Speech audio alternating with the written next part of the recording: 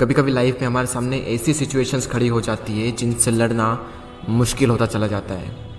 हालात हमारे कुछ ऐसे हो जाते हैं मानो सब कुछ खत्म हो गया हो। दूर दूर तक सिर्फ अंधेरा ही अंधेरा दिखाई देता है।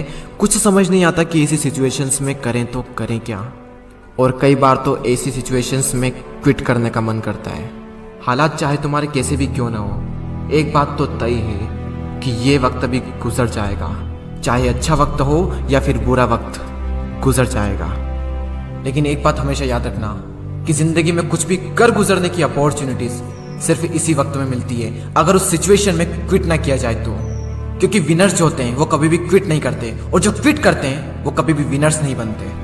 आप क्या चाहते हैं, एक एवरेज लाइफ या फिर एक स्टैंडर्ड लाइफ? जब आप सड़क पर निकलो तो लोग आपको इग्नोर करें, या फिर जब आप सड़क पर निकलो तो हर इंसान की नजर आप पर हो?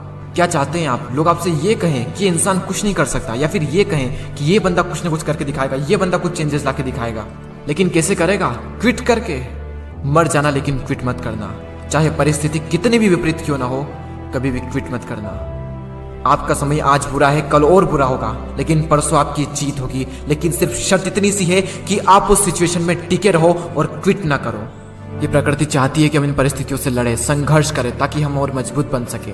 क्योंकि ये परिस्थितियां आती है हमें मजबूत बनाने के लिए, ना कि हमें कमजोर बनाने के लिए। ये प्रकृति चाहती है कि आप और कामयाब बने, इसलिए आपके साथ कुछ न कुछ बुरा होता रहता है। और ना सिर्फ आपके साथ, बल्कि इस दुनिया में मौजूद हर इंसान के साथ हर समय कुछ न कुछ बुरा होता रहता है। ये प्रकृति का नियम है, हम इसमें कुछ नहीं कर सकते। हमारा क्या कर्तव्य है? हमें सिर्फ इतना सा करना है कि टिके रहना है, चाहे परिस्थिति कैसी भी हो। मैं आपको एक छोटी सी कहानी बताता हूँ। एक बार एक बायोलॉजी के टीचर अपने स्टूडेंट्स को एक तितली के बारे में बता रहे थे, और उन्हें वे ये प्रैक्टिकली दिखा रहे थे कि खोल में से तितली कैसे निकलती है। और वो टीचर ये कहकर चले गए कि कोई भी स्टूडेंट्स उस तितली की मदद नहीं करेगा। वहाँ पर जितने भी स्टूडेंट थे वो ध्यान से उस खोल में से तितली को निकलते हुए देख रहे थे। तभी एक स्टूडेंट को उस पर दया आ गई, और उसने उस तितली की मदद की उस खोल से बाहर निकलने में, और सफलतापूर्वक वो तितली उससे बाहर निकल गई। और उस स्टूडेंट की वजह से उस तितली को कोई संघर्ष नहीं करना पड़ा, कोई ज़्यादा मेहनत नहीं करनी पड़ी उस खोल से बाहर निकलने में। लेकिन वो तितली थोड़ी ही देर में मर गई। जब टीचर वापस लौटे तो उन्हें पूरी घटना मालूम हुई। तब उन्होंने अपने स्टूडेंट को बताया कि वो तितली जब संघर्ष करती है तो उससे उसके पंखों को मजबूती मिलती है। यही प्रकृति का नियम है। उस तितली की मदद करके उस स्टूडेंट ने उस तितली को संघर्ष करने का मौका नहीं दिया, और यही परिणाम हुआ कि वो तितली मर गई। संघर्ष ही जीवन है, संघर्ष ही आपको मजबूत बनाता है। इंग्लिश में कोट से नो पेन नो गेन। संघर्ष तो करना पड़ेगा चाहे कुछ भी हो जाए, और इसमें कोई बहाना नहीं, नो एक्सक्यूजेस। जो विनर्स होते हैं या तो किसी काम को करते ही नहीं, और अगर वो किसी काम को करते हैं तो उसमें कभी भी कोई भी बहाना नहीं बनाते।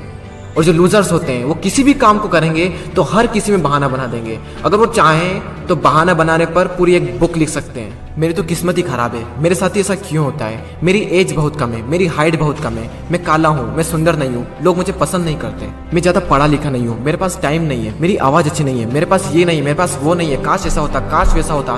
देखो, जो जैसा है वो वैसा है। ना तो आज तक कुछ बदला है और ना ही कभी कुछ बदलने वाला है, तब तक जब तक कि आप अपने आप को नहीं बदल लेते।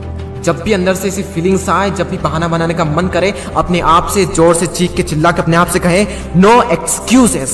कोई बहाना नहीं। जहां पर भी आप काम करते हैं, जहां पर भी आप पढ़ाई करते हैं, जो भी आपका वर्क प्लेस है, वहां पर कागज पर लिखकर चिपका दें नो एक्सक्यूजेस, कोई बहाना नहीं। मैंने भी अपने वर्क प्लेस पर ये लिख रखा है नो एक्सक्यूजेस, और आज से आप भी कसम खा लें कि कभी भी जिंदगी में बहाना नहीं बनाएंगे। आज आप लोग भी कमेंट में लिख कर जाएं नो एक्सक्यूजेस, ताकि मुझे पता चले कि कितने लोगों ने इस वीडियो को पूरा देखा। मैं आपसे मिलूंगा अगले वीडियो में। जय हिंद, जय भारत।